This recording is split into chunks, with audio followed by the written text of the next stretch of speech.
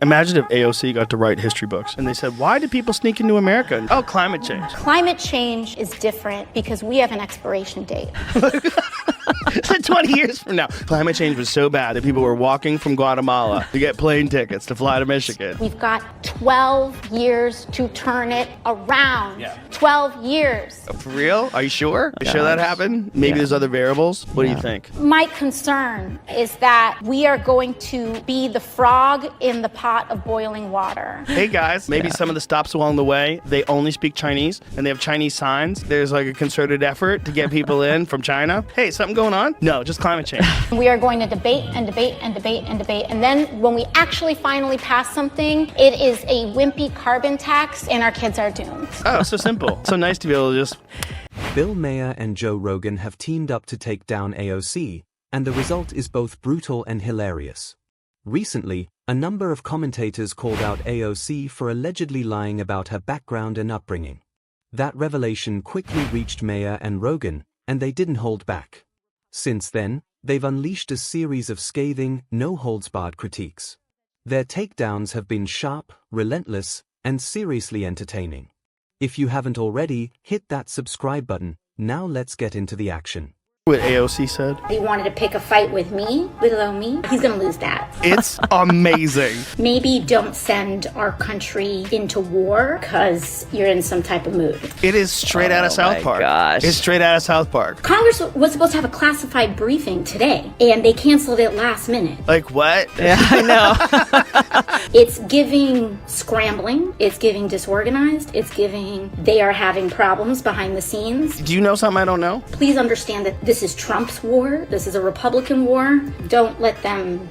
I'm not exactly sure what sparked this, but it's honestly hilarious how Joe Rogan doesn't even bother to take AOC seriously anymore. The days of him admiring her as the rising star among flashy Democrats are long gone. He once praised her speaking abilities and even called her courageous for stepping into Congress at such a young age, but that admiration has clearly faded. When she found out she won, It's amazing. Play it. I'm gonna grab her. She's right here. I can't let you go. It's like one of the realest moments. And look, people are angry. 28-year-olds, what the f does she know? What she doesn't know, she'll learn. Maybe she knows a lot. I like the fact she wasn't supposed to win. I like the fact that the guy who was an incumbent was a 10-term incumbent. Yeah. And that he spent 10-1 versus on her. How much money she spent? 10-1. and grassroots got her elected, man, and that can happen. Dude, she's a kid. Yeah, that's... And she's pretty. She's a pretty, young 28. Yes, that was Joe Rogan, once genuinely impressed by AOC's rise to Congress. He spoke glowingly about her potential, convinced she brought something fresh and promising to politics. And he wasn't alone. Millions were captivated by her image. But when the cracks began to show, when her carefully crafted persona started to unravel and people saw past the scripted talking points, Rogan's attitude changed dramatically. The admiration turned into mockery. The praise became sharp analysis. He no longer sees a groundbreaking leader, but a performer cloaked in activism. A politician skilled in catchy soundbites, yet unable to withstand real scrutiny. And Rogan isn't pulling punches. Whether it's on his podcast or in interviews, his criticism has grown bolder, more precise, and undeniably more entertaining. AOC got to write history books and they said, why do people sneak into America? Oh, climate change. Climate change is different because we have an expiration date. 20 years from now. Climate change was so bad that people were walking from Guatemala to get plane tickets to fly to Michigan. We've got 12 years to turn it around. 12 years. For real? Are you sure? Are you sure that happened? Maybe there's other variables? What do you think? My concern is that we are going to be the frog in the pot of boiling water. Hey guys, maybe some of the stops along the way, they only speak Chinese and they have Chinese signs. There's like a concerted effort to get people in from China. Hey, something going on? No, just climate change. We are going to debate and debate and debate and debate. And then when we actually finally pass something, it is a wimpy carbon tax and our kids are doomed. Oh, so simple. So nice to be able to just... This is a compilation of AOC making outrageous and illogical claims, and honestly, it's not even surprising anymore. Take her infamous statement that we could solve climate change in just 12 years, as if global environmental shifts operate on a neat congressional timeline, ignoring the countless unpredictable variables involved. But that's typical AOC. She seriously believes mass migration is driven primarily by climate change, brushing aside far more immediate causes like economic collapse, political corruption, and violent regimes. At one point, you could chalk it up to youth, inexperience, and idealism, back when she first entered Congress. But now, 5 years in, there's no excuse. This isn't youthful enthusiasm anymore, it's willful ignorance. There's a big difference between having bold ideas and consistently pushing shallow, oversimplified takes on deeply complex global issues. What we're seeing is a refusal to grow, to question, or even to stop and think, does this actually make sense? Instead, she leans harder into theatrics and emotion, hoping it can mask the lack of substance. It doesn't. Favorite interviews was when AOC was talking to that lady and she asked her to expand. About Israel-Palestine? Oh yeah. my God. You use the term the occupation of Palestine. What did you mean by that? I think what I meant is like the settlements that are increasing in some of these areas and places where Palestinians are experiencing difficulty in access to their housing and homes. She just collapsed into herself? It's literally like a fifth grader that didn't study. Yes. And then they ask you about the subject, or you didn't read the book. And then, it's about Billy and his dog and a really good relationship, these dogs. But the crazy Do you think you can expand on that? Yeah, I mean, I think I'd also just, I am not the expert on geopolitics on this issue. If you watch the full interview, and I did, you'll notice AOC proudly claiming right off the bat that she's an expert. Bold words. But the moment the tough questions started coming, she folded. Classic AOC.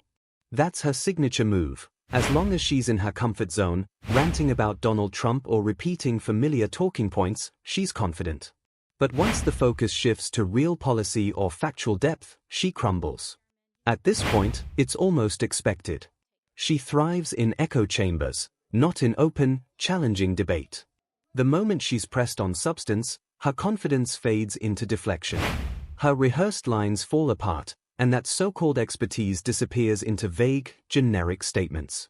AOC has perfected the art of political performance, full of drama and flair, but lacking serious intellectual depth. And that's the real concern. When style repeatedly overshadows substance, and the media continues to protect her from real accountability, we end up with a politician who excels in sound bites but collapses under pressure. That's exactly why BillMaher also joined the conversation, calling out the cracks in her carefully crafted persona. Robotic tripods could be vaporizing New Jersey. Democrats would point out how the death lasers were disproportionately affecting low-income communities and people of color, and AOC would tweet, "Stop demonizing the Martian X community." Yep. It's funny, but painfully true. We could have actual Martians landing in our neighborhoods, causing chaos, and the Democrats would be first in line to defend them in the name of compassion. Honestly, that's not far from reality. The damage caused by unchecked illegal immigration is real and undeniable. Fentanyl is flooding our streets, prostitution rings are growing, drug and human trafficking are surging, communities are suffering, families are being torn apart, and law enforcement is stretched thin. And yet, who's out front defending the chaos? The Democrats. And leading the charge, as usual, is AOC, spinning fairy tales while everyday Americans deal with the fallout. So yes, BillMaher nailed it. Aliens could be tearing through Los Angeles and Democrats would still go on CNN arguing for their right to peaceful coexistence. At this point, it's no longer about real solutions, it's pure political theater. In that theater, reality takes a backseat to ideology, and common sense is tossed out the window. Just like in this next clip, where AOC completely misunderstood the major bill that recently passed, and got schooled by Mike Lawler.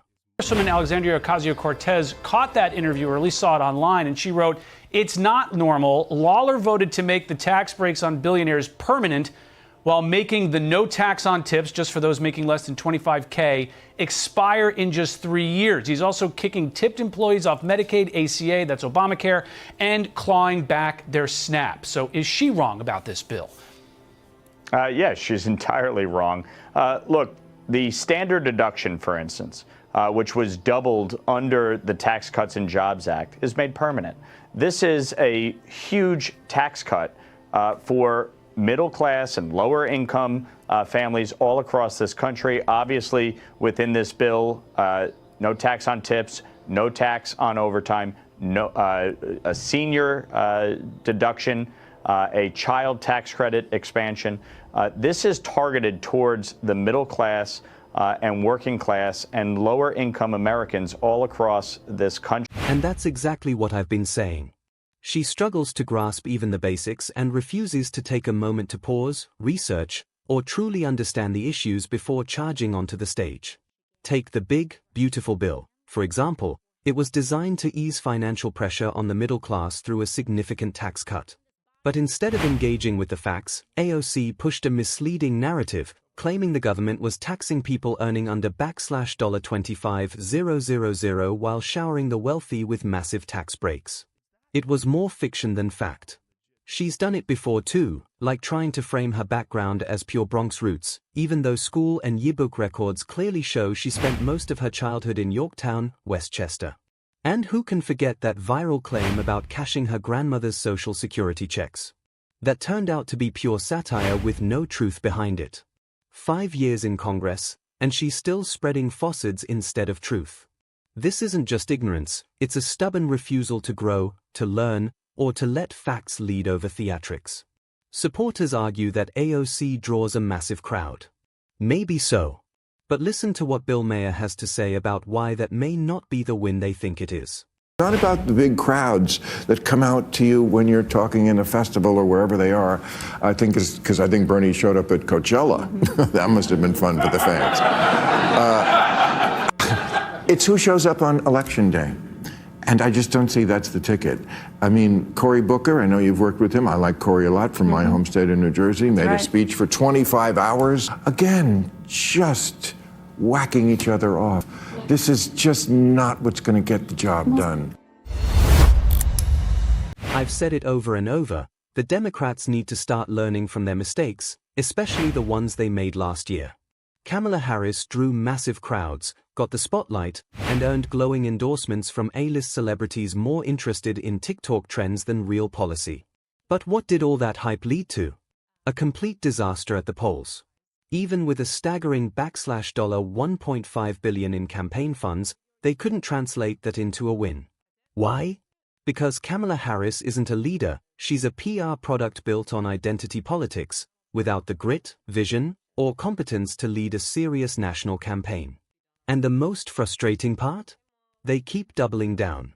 Instead of reassessing their approach, the DNC acts like nothing went wrong. They're more concerned with crafting the right image than delivering real results. If this obsession with optics continues, and they refuse to confront reality, then come 2028, they're setting themselves up for a repeat of the same embarrassment. Holy shit. He said what? Did you witness the president commit a crime? Is it your testimony today? Yes. And what crime have you witnessed? How much time do I have to go through it? It is simple. You name the crime. Did you watch him steal something? Corruption statutes, RICO and conspiracy. What is it? What is the crime, sir? You asked me to answer the question. I answered the question. No. RICO, you're obviously not familiar with. Corruption Excuse me, sir. Excuse me, sir. Excuse me, sir. It's a category of crimes that you're then charged You under. have charges. A long 100 You list. have charges. Please To name the exact statute sir, under RICO? yes. Oh, well, it's funny. In this committee room, there's over 18 All right, sir. I reclaim my time. lawyers that went to law school. I I'll leave reclaim it my up time. to you guys Okay, to thank define you, the sir. I statute. reclaim my time.